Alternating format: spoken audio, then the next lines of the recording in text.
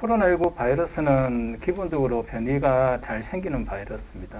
따라서 뭐 언제든지 변이가 생길 수가 있는데 그 이제 변이가 미치는 영향이 어떤 거냐에 따라서 많은 관심을 이제 기울일 수밖에 없죠. 하나는 이제 감염력이 즉 얼마만큼 전파를 많이 일으키느냐. 두 번째는 얼마만큼 치명적이냐. 세 번째는 코로나19 백신을 무력화시킬 정도의 변이냐. 어떠한 답도 지금 현재는 없습니다. 이제 단지 이제 사람들을 공포스럽게 하는 것은 기존의 델타 바이러스보다 돌연변이 되는 부위가 훨씬 더 많다는 2배 정도 많거든요. 이 변이 바이러스의 어떤 과학적인 특성이 밝혀지려고 하면 아마 한 1주, 2주 있으면 아마 과학적 특성이 아마 나올 겁니다. 지금 현재 우리가 대응을 할 수 있는 것이라고 해봤자 병을 차단하는 부분들, 그다음 국민들이 실천할 수 있는 부분은 똑같습니다. 백신은 그대로 맞으셔야 될 거고, 그다음에 추가 접종을 일단 받으셔야 될 거고, 왜냐하면 백신에 대한 효과를 무력화시킨다는 증거는 아직까지 없다. 그래서 백신을 안 맞는 것보다는 맞는 게 훨씬 더 낫다라는 것이 일반적인 생각이기 때문에 그렇고, 마스크, 그다음에 손 씻기, 그다음에 환기 잘하고, 그다음에 밀집된 곳에 가지 않는 이러한 일반적인 수칙은 변이 바이러스하고 녹은다고 해서 달라질 건 하나도 없다. 변이 바이러스는 아까 말했듯이 특성에 대해서 우리가 잘 모르기 때문에 굉장히 두려운 거라고 생각을 합니다. 근데 작년 연말부터 올 연초에 알파 변이에 대한 두려움들이 굉장히 컸습니다. 그래서 입고 가시는 분들을 우리가 제한을 하고 있는데 지금은 알파 변이에 관한 이야기는 없습니다. 델타 변이가 가장 주요 이제 변이가 된 거죠. 이제 다시 이제 오미크론이라는 변이가 나왔는데 그게 주요 변이로서 우리에게 우세종이 될지는 두고 봐야 되는 상황입니다. 유입은 되었으나 우세종이 되지 못한 변이들도 있었거든요. 그러니까 모든 변이가 항상 우리에게 위협적이다. 그런 거는 아니다라는 생각을 합니다.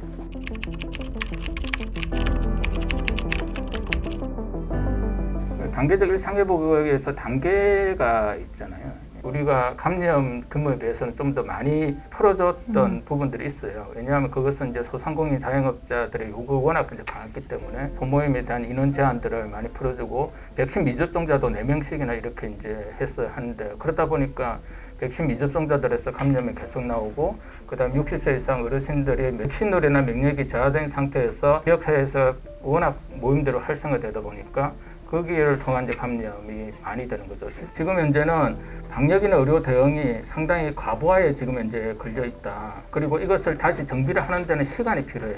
그러면 그 시간을 벌어주는 것은 뭐냐 하면 결국 이중증 환자가 적게 나오게 만들어야 되는 거죠. 그 목표에 기반을 한다고 하면 지금 현재 방역에 대한 사항들을 조금 더 강화를 시킨다 하더라도 크게 저는 그게 후퇴나 어떤 정책의 포기라고 저는 생각을 하지 않고 오히려 이러한 사항들을 잘 관리를 함으로 인해서 목표의 어떤 달성할 수 있는 기간을 더욱더 단축시킬 수도 있다. 사실은 저희가 애초에 단계적 일상 회복의 계획을 했던 것보다는 환자 수가 조금 더 빠른 속도로 증가하고 있는 상황이면 틀림이 없습니다. 그 속도 조절이 좀 필요한 상황이고 우리가 단계적 일상 회복을 할 때 믿었던 게 있었습니다. 지금까지 우리 국민들이 어느 나라 분들보다 훨씬 더 방역 수칙을 잘 지켜왔고 행동 수칙이나 또 이런 것들에 대해서 잘 훈련되어 있다라는 생각들이 있었습니다. 근데 이제 이런 부분에서 실제로 환자 수가 많이 늘면서 의료기관에 대한 부담이 굉장히 높다라고 하면은 속도 조절을 하면서 환자 수를 관리할 수밖에는 없는 상황이 될 거라고 생각합니다. 이상의 모임들이 많이 이루어지고 접촉의 가능성들이 훨씬 더 많아지니까 이 초처럼 5,000명도 이제 넘을 수도 있겠죠. 근데 이제 더 큰 문제는 중증 환자의 숫자예요. 숫자를 보면 중증 환자의 거의 대부분이 거의 60세 이상 고령층에서 지금 이제 나오고 있거든요. 백신 접종으로 인해서 어느 정도 기간이 좀 더 예상보다는 더 길 거라고 생각을 했어요. 원래는 6개월 이상 갈 거라고 그렇게 아마 생각을 했을 거예요. 그래서 백신 패스 유효 기간도 없었었어요, 처음에는. 어르신들이 백신 접종을 맞으니까 어느 정도 보호가 될 것이라고 생각을 했는데 그게 예상보다는 상당히 빨리 안정적이 이제 떨어졌죠. 7월 달에 우리나라 60세 이상 노인들, 어르신들의 전체 연령에서 감염자가 차지하는 비중이 7%로 제일 낮았었어요. 7월 중순에. 가장 많은 노인들이 2차 접종을 했던 그 시기, 그리고 2주가 지난 시점이 이제 7월 달이거든요. 지금 현재는 35%까지 올라갔거든요. 실제로 보니까 굉장히 그 백신의 유효 기간이 우리 생각보다 많이 짧은 게 있는 특징이었고, 사실은 조금 더 아쉬웠던 거는 부스트샷, 그러니까 추가 접종이 조금 더 이른 시간에 빨리 이루어졌다면 관리가 좀 더 쉬웠을 텐데 라는 아쉬움은 있지만, 지금이라도 빨리 추가 접종이 이루어진다면은 상황이 조금 더 빨리 좋아지지 않을까라는 생각을 하고 있습니다.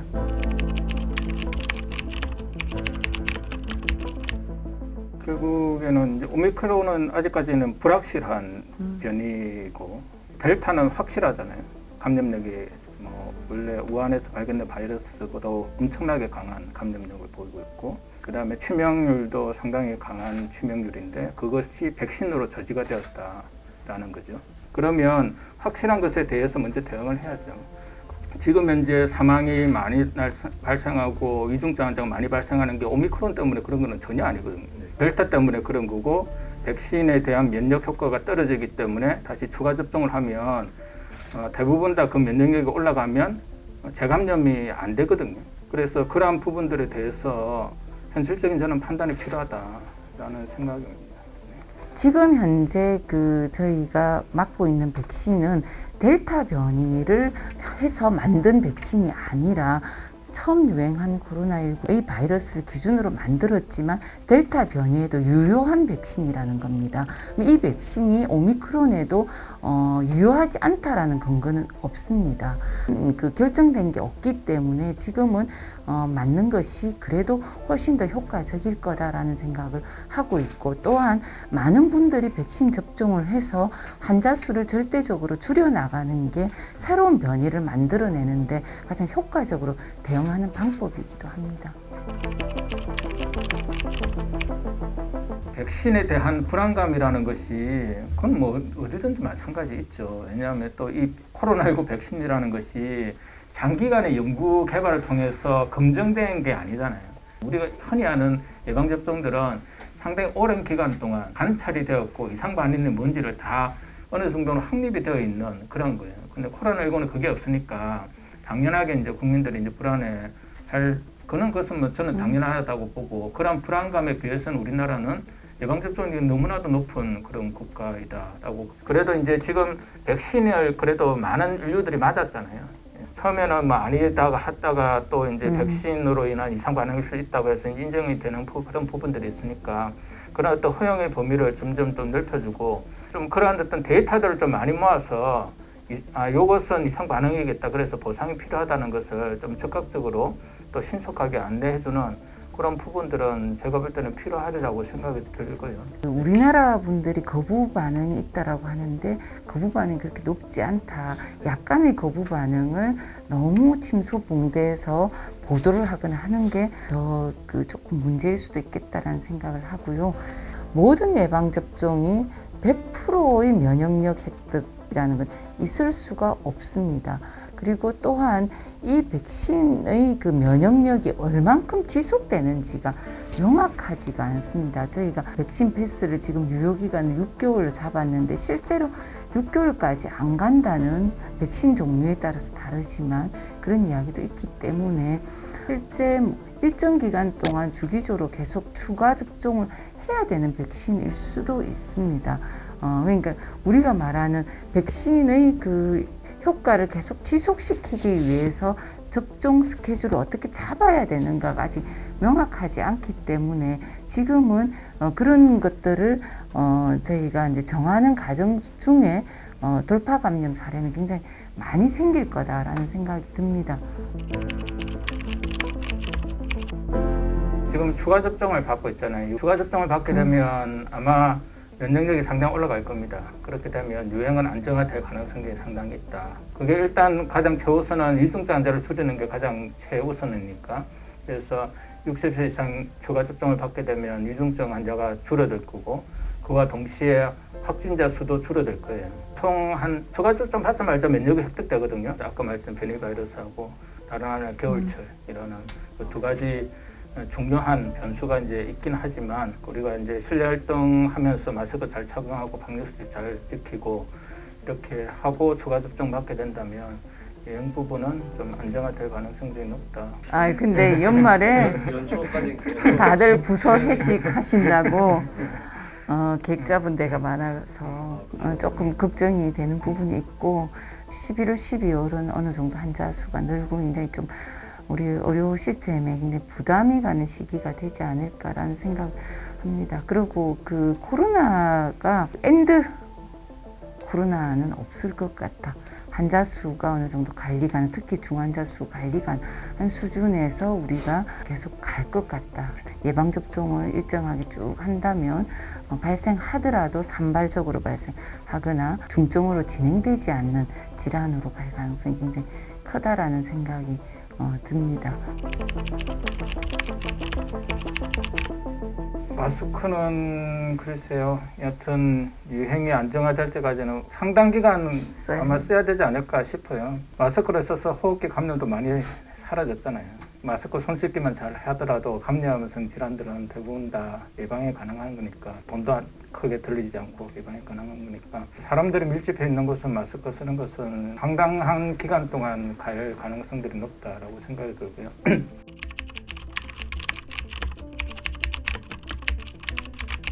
저는 브리핑 때 항상 중요한 워딩 두 가지를 꼽자면 하나는 사회적 연대라는 그 단어, 사회적 연대와 공동체성이라는 부분들, 그다음 국민 참여, 이 세 가지를 가장 많이 썼던 것 같아요. 개인이 어떤 자기 권리를 주장을 하는 것보다는 우리 사회를 보호를 해야 된다, 우리 사회를 안전하게 보호를 해야 된다는 그런 어떤 연대가 무엇보다도 중요하고, 그리고 그 연대는 기본적으로 우리 공동체를 지켜야 된다라는 그런 인식에서 출발을 한다고 생각을 했기 때문에 그 두 단어가 코로나19 대응에서의 가장 기본적인 걸 표현해주는 단어라고 그렇게 생각을 해요. 그리고 그것이 구체적으로 나타나는 것이 바로 국민들의 참여 부분이 그것을 그렇게까지 가능하게 했던 것은 바로 국민들이 그러한 인식, 연대와 어떤 공동체성이라는 기반 하에서 적극적으로 참여를 해주셨기 때문에 힘을 얻고 하는 거거든요. 그런 것들이 우리나라의 어떤 코로나19의 어떤 위기를 지금까지 슬기롭게 헤쳐나갔던 동력이라고 생각을 하고 앞으로도 그럴 거라고 생각을 합니다. 코로나는 생각보다 영리한 바이러스였고요. 우리 국민들이 지금까지 잘 해왔지만 인내력이 이제 이렇게 바닥이 드러나는 이제 시간들이 자꾸 다가오는 그런 느낌이 듭니다. 제가 그 지난 8월 달에 하고 9월 달에 사회적 거리두기 단계 조정을 하면서 시장님께서 조금 더 빠른 속도로 완화를 하자라고 했을 때 제가 딱 한 번 반대를 했어요. 그 전날 무슨 일이 있었느냐 하면은 한 분이 상대적으로 좀 젊은 분이 중환자로 이완이 됐어요. 그래서 이분은 중환자실로 넣어야 되는데 늘 병상이 하나도 없는 거예요. 그러고 한 2시간 이상을 이제 저희들이 치르고 있다가 어느 병원에서 전화 왔어요. 중환자실에는 어느 분이 돌아가셨습니다. 라고 이야기를 하는 거예요. 근데 그때 돌아가신 분에 대한 안타까움보다 드디어 병상이 나왔다. 굉장히 비극적인 상황인 거죠. 그래서 우리가 사회적 거리두기나 또는 단계적 일상 회복에 있어서 속도를 조절하거나 우리가 소모임을 제한할 수밖에 없는 상황들은 우리가 이런 비극적인 상황들을 만들지 않기 위해서 하는 거거든요. 이런 데 대한 많은 좀 우리 국민들이 이해를 해주시고 그리고 지금까지 쌓아왔던 우리의 축적된 경험과 역량들을 중심으로 조금 더 방역에 협조를 해주신다면 이 고비를 조금 더 슬기롭게 넘어가지 않을까 그렇게 생각합니다.